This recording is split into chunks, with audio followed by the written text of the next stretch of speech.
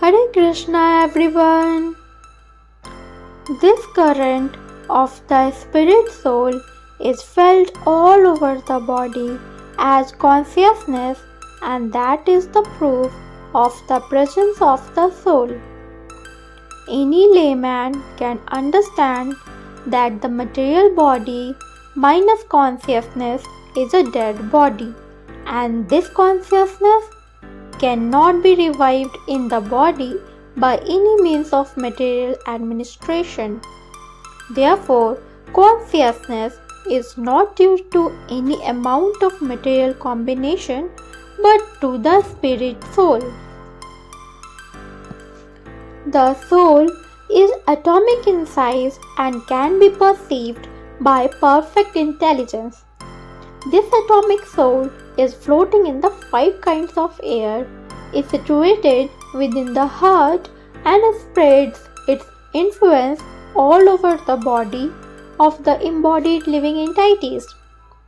When the soul is purified from the contamination of the 5 kinds of material air, its spiritual influence is exhibited.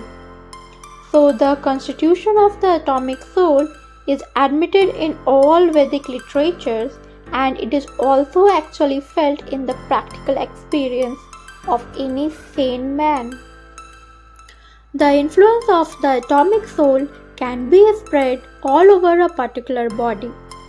This atomic soul is situated in the heart of every living entity, and because the measurement of that atomic soul is beyond the power of appreciation of the material scientists, some of them assert foolishly that there is no soul.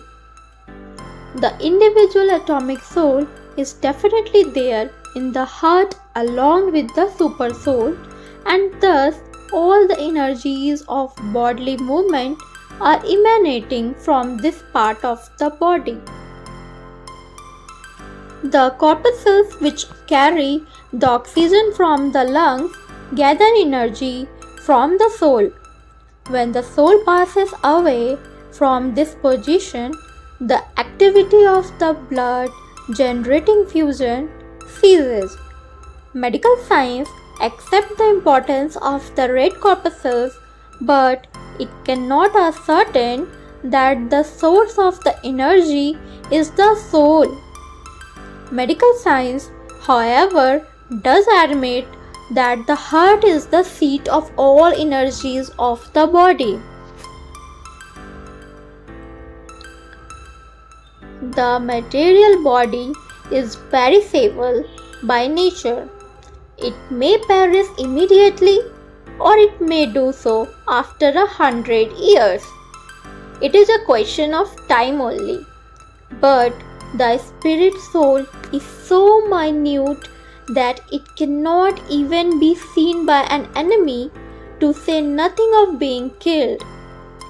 As mentioned in the previous verse, it is so small that no one can have any idea how to measure its dimension.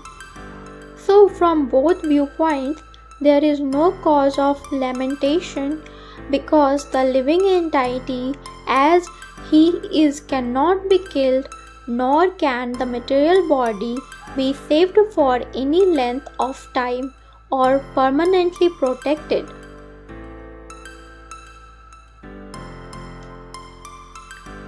The minute particles of the whole spirit acquires this material body according to his work, and therefore observance of religious principles should be utilized. As soon as the spirit soul is out of this material body, the blood begins to decompose.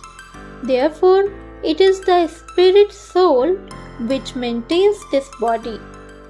The body itself is unimportant. Arjuna was advised to fight and not sacrifice the cause of religion for material bodily considerations. Thank you everyone.